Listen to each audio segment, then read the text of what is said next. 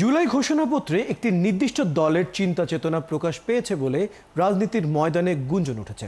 এমনটাই মন্তব্য করেছেন বাংলাদেশ জামায়াতে ইসলামীর সেক্রেটারি জেনারেল মিয়া গোলাম পারওয়ার। বৃহস্পতিবার বিকেলে জাতীয় প্রেস ক্লাবে বাংলাদেশ আদর্শ শিক্ষক ফেডারেশনে আয়োজিত আলোচনা সভায় এই মন্তব্য করেন তিনি। গোলাম পারওয়ার বলেন, জুলাই ঘোষণাপত্রে ইসলামপন্থীদের অবদান মূল্যায়িত হয়নি। নির্বাচনের সময় ঘোষণাকে ইতিবাচক হিসেবে অভিহিত করলেও প্রয়োজনীয় সংস্কার ছাড়া নির্বাচন দিলে জনগণের সঙ্গে প্রতারণা করা হবে বলে মন্তব্য করেন জামাতের এই শীর্ষ নেতা। এছাড়া বিদ্যমান ব্যবস্থায় নির্বাচন হলে নতুন ফ্যাসিবাদের জন্ম হবে বলেও শঙ্কা প্রকাশ করেন তিনি। অন্তর্বর্তী সরকারের সময় জুলাই সনদের আইনি ভিত্তি দিয়ে সেই আলোকে জাতীয় নির্বাচন দেওয়ার আহ্বান জানান তিনি।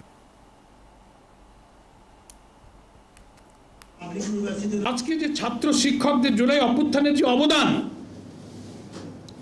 জাতির একটা বিশাল অংশ, শুধু এটাই নয়, আমাদের আলেম ওলামা, মাদ্রাসা শিক্ষক, তারা এই আন্দোলনে ফ্যাসিবাদের বিরুদ্ধে যে রক্ত দিয়েছে, জীবন দিয়েছে, ঐতিহাসিক অবদান।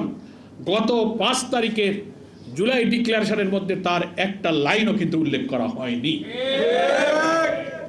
দ্যাট ইজ হোয়াই আমি এই কথাটা বলছি যে আমরা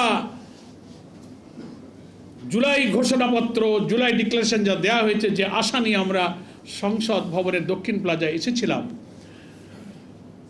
আমাদের সেই আশা শতভাগ পূর্ণ হয়নি।